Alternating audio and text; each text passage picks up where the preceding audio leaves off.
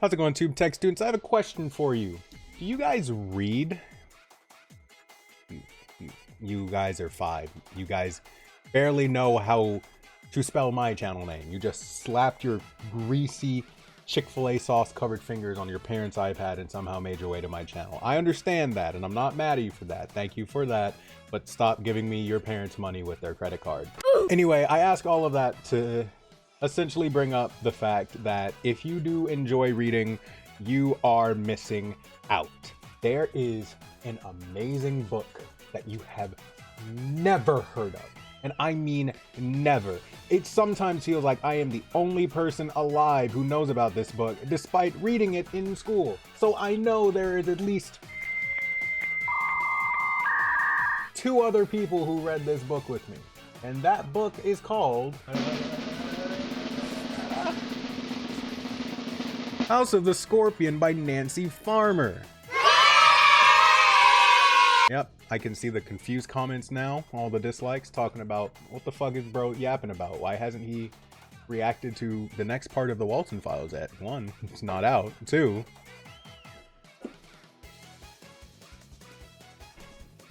skibbity. House of the Scorpion, to this day, has been one of my hyperfixations when it comes to reading. It is literally just, that's like, I can't even find a single word to describe it. It's thought-provoking, it's depressing, it is an eye-opener, and it's fiction. But I guess I should really get into the plot. And the plot is essentially, this takes place in a dystopian future where drug lords have as much power as the government. So Brazil now. And in this world, technology has developed to the point where people are able to produce clones. Like, clones are regularly produced inside of cows.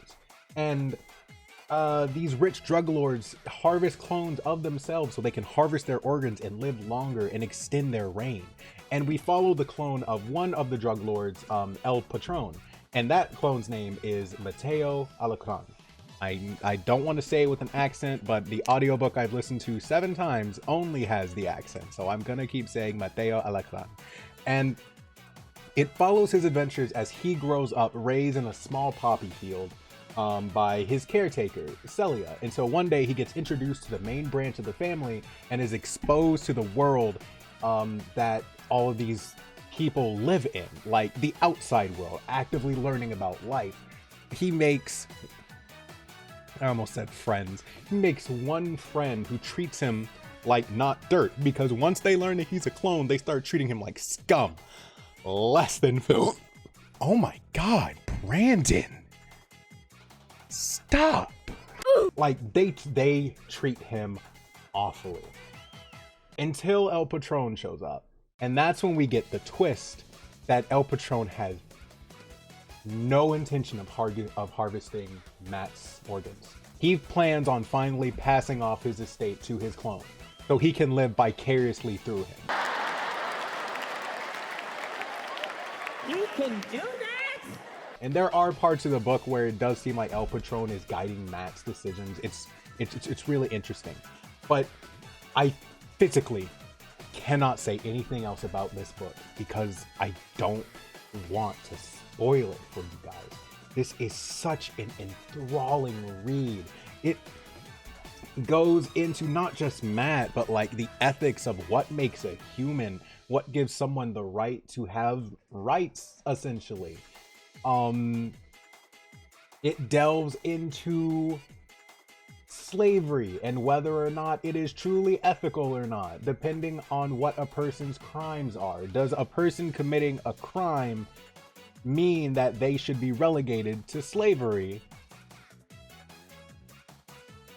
And should that be the default punishment for everyone?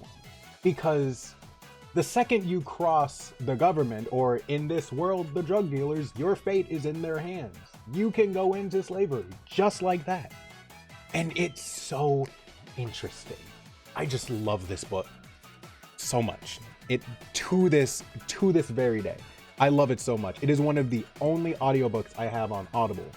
The other audiobook I have on audio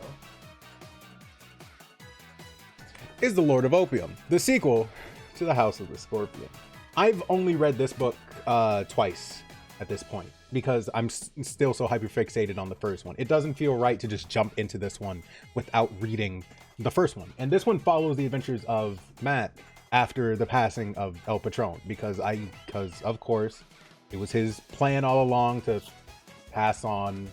But it's basically him dealing with the fact that now that his creator is gone, he gets the human rights that were initially denied from him. As long as two people exist, the one who was born second is not considered a human in the eyes of the law. But now that El Patron is gone, he's human. And people have to begrudgingly treat him like that after bullying him for years. And it's just so interesting because now he has the power to ruin their lives. But Matt has had so many positive influences in his life that he struggles with what would El Patron do and what would I do? And it's just so interesting. And it's one of the only books to ever actually give me an existential crisis. I mean, I know I'm not a clone, but I do know that, like, life is finite. It ends at some point. Will my efforts in life count if someone comes by and makes a clone of me and they keep living my life? Will everything I did before then be considered null and void? Damn.